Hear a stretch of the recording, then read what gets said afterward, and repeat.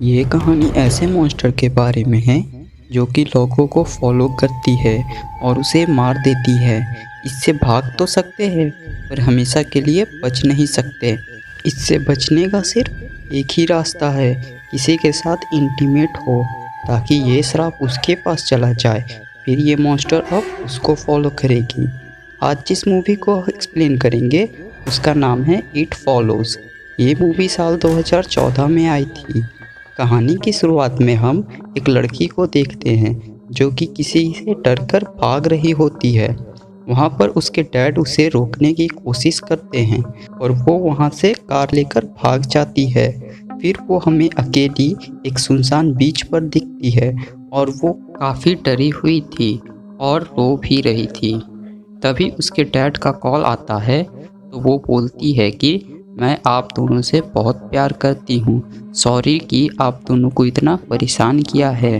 तभी उसे वहाँ पर किसी और के होने का एहसास होता है। अगली सुबह काफ़ी बुरी हालत में उसकी लाश मिलती है। उसे उस मॉन्स्टर ने ही मारा था। सीन अब कट होता है और अब जे को देखते हैं जो कि स्विमिंग पूल में रिलैक्स कर रही होती है। वहाँ पर उसकी बहन केली आकर उसे उसके नए बॉयफ्रेंड के बारे में पूछती है। जे उसे बताती है कि वो ह्यू के साथ आज रात को मूवी देखने जाएगी। शाम के वक्त जे तैयार होकर ह्यू के साथ मूवी देखने जाती है। वहाँ पर ह्यू को एक येलो ड्रेस में लड़की दिखती है पर जे को वहाँ कोई नहीं दिखता। इस बात से ह्यू बहुत डर जाता है और घबरा कर थिएटर से बाहर निकल जाता है। फिर ये दोनों एक रेस्टोरेंट जाते हैं डिनर के लिए। अगले दिन केली जे से पूछती है उसके डेट के बारे में तो वो बोलती है कुछ खास नहीं रहा, ह्यू अजीब हरकतें कर रहा था। फिर उसी दिन रात को ये दोनों मिलते हैं और ह्यू के कार में इंटीमेट होते हैं। फिर उसके बाद ह्यू जे को बेहोश कर देता है। जे की जब आँख खुलती है तब वो खुद को व्हील चेयर पर बंधी हुई पाती है। ह्यू उसके पीछे ही खड़ा था। वो उसे उस मॉन्स्टर के बारे में बताता है जो कि उसे फॉलो कर रही थी। ह्यू इसे बोलता है कि कुछ दिन पहले वो एक बारटेंडर के साथ इंटीमेट हुआ था, तभी से वो मॉन्स्टर उसको फॉलो कर रही है। इससे बचने का सिर्फ एक ही उपाय है, किसी के साथ इंटीमेट हो ताकि ये श्राप उसके पास चला जाए। इसलिए मैं तुम्हारे साथ इंटीमेट हुआ। अब ये मॉन्स्टर तुम्हारा पीछा करेगी। ये बहुत धीरे धीरे आती है जिससे कि तुम्हें भागने का वक्त मिल जाएगा, पर ये किसी भी रूप में आ सकती है। अगर इसने तुम्हें पकड़ लिया तो वो तुम्हें मार देगी और फिर ये मेरे पास आएगी और मुझे मारने के बाद बारटेंडर के पास जाएगी। इसलिए तुम जल्द ही ये किसी और को ट्रांसफ़र कर देना। तभी वो मॉन्स्टर इन दोनों का पीछा करते हुए वहाँ आ जाती है। जे भी उस मॉन्स्टर को देखती है। फिर ह्यू जे को वहाँ से ले जाता है और उसे उसके घर के सामने छोड़ देता है। वहाँ पर उसके फ्रेंड्स आकर उसे संभालते हैं। अब तक यहाँ पुलिस भी आ चुकी होती है और जे से ह्यू के घर के बारे में पूछ रही थी, पर जे उसे बोलती है कि वो कभी उसके घर नहीं गई, इसलिए उसे नहीं पता है कि वो कहाँ रहता है। फिर कुछ दिनों के बाद जे स्कूल जाती है पर वहाँ वो देखती है कि एक बूढ़ी औरत उसकी तरफ ही आ रही है। जे समझ जाती है कि ये वही मॉन्स्टर है, इसलिए वो घबरा कर क्लासरूम से बाहर चली जाती है और मॉन्स्टर वहाँ भी आ जाता है।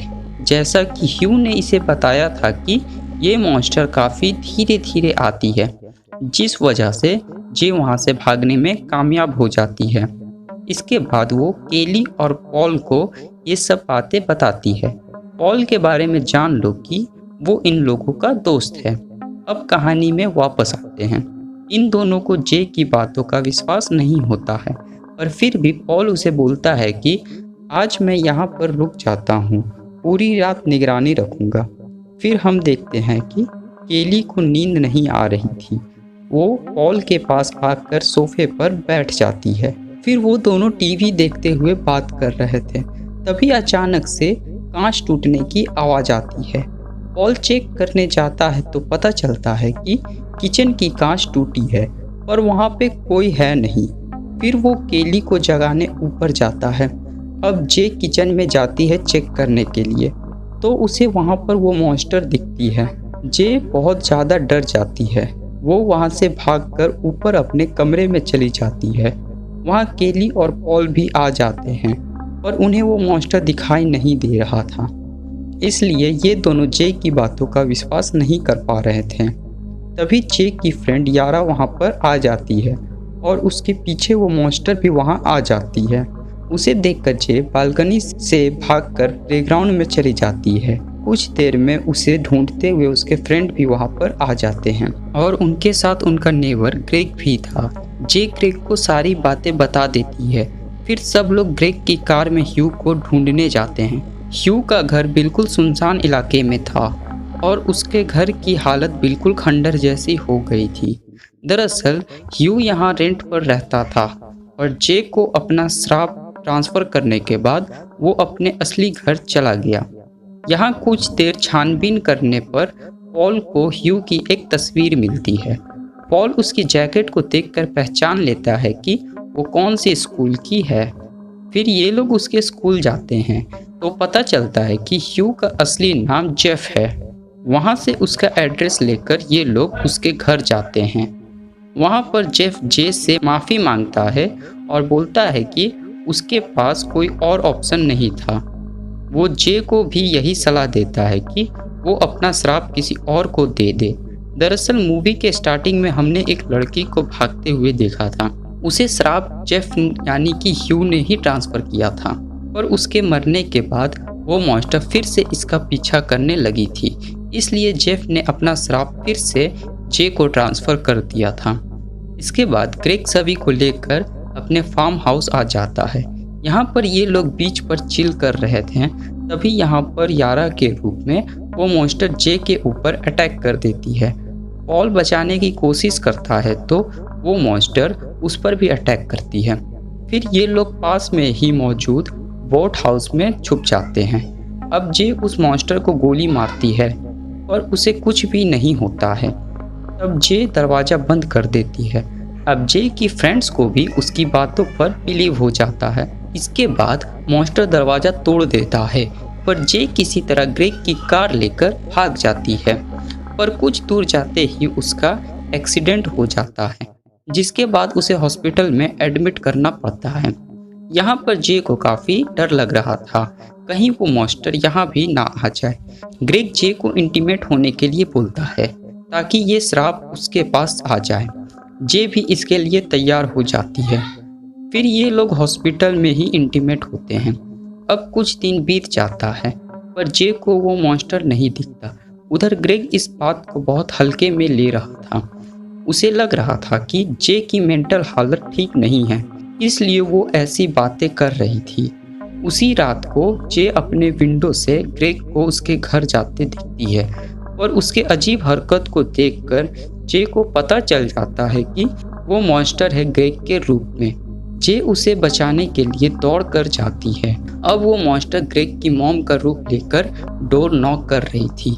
जे चिल्लाकर ग्रेग को डोर नहीं खोलने के लिए कहती है और वो जैसे ही डोर खोलता है वो मॉन्स्टर उसे मार देता है। जे बहुत डर जाती है और वहाँ से भाग जाती है, क्योंकि ग्रेग के मरने के बाद अब वो मॉन्स्टर जे का पीछा करेगी। अगले दिन पॉल उसे उसके साथ इंटीमेट होने के लिए बोलता है ताकि ये श्राप अब जे से हटकर उसके पास चला जाए, पर जे नहीं मानती है क्योंकि वो उससे खोना नहीं चाहती थी। फिर जे और उसके फ्रेंड्स उस मॉन्स्टर को मारने का प्लान बनाते हैं। इसके लिए वो सब एक स्विमिंग पूल में बहुत सारे इलेक्ट्रिक डिवाइस लगाते हैं और जे पूल में उस मॉन्स्टर के आने का वेट करने लगती है। दरअसल ये लोग मॉन्स्टर को इलेक्ट्रिक शॉक देकर मारना चाहते थे। अब कुछ देर बाद वो मॉन्स्टर वहाँ पर आ जाता है और वो इन लोगों का प्लान समझ जाता है, इसलिए वो सभी डिवाइसेस को जे के ऊपर ही फेंक देता है, जिससे जे को चोट भी लगती है। पर केली अपना दिमाग लगाती है और उसके ऊपर एक कपड़ा फेंक देती है, जिससे कि वो अब उन लोगों को भी दिख सके। पॉल उसे गोली मारता है, तब वो पानी में गिर जाता है और जे का पैर पकड़ लेता है। पॉल फिर उसके सर पर गोली मारता है, तब वो जे को छोड़ देता है। फिर ये लोग चेक करते हैं तो पूल पूरे खून से भरा हुआ था और कोई भी नहीं दिख रहा था। इससे जे को पता चल गया कि उनका प्लान फेल हो चुका है। अगले दिन जे पॉल के साथ इंटीमेट होती है क्योंकि उसके पास कोई और रास्ता नहीं था। कुछ दिन बीत जाते हैं। पॉल को वो मॉन्स्टर नहीं दिखाई देता है, पर एक दिन जब ये दोनों टहल रहे थे तब वो मॉन्स्टर हमें उनके पीछे ही दिखता है। मूवी यहीं पर ख़त्म हो जाती है। कमेंट करके बताइए कि आप ये स्टोरी कैसी लगी। ऐसे ही और अमेजिंग एक्सप्लेनेशन के लिए हमारे चैनल को ज़रूर सब्सक्राइब करें। Thanks for watching.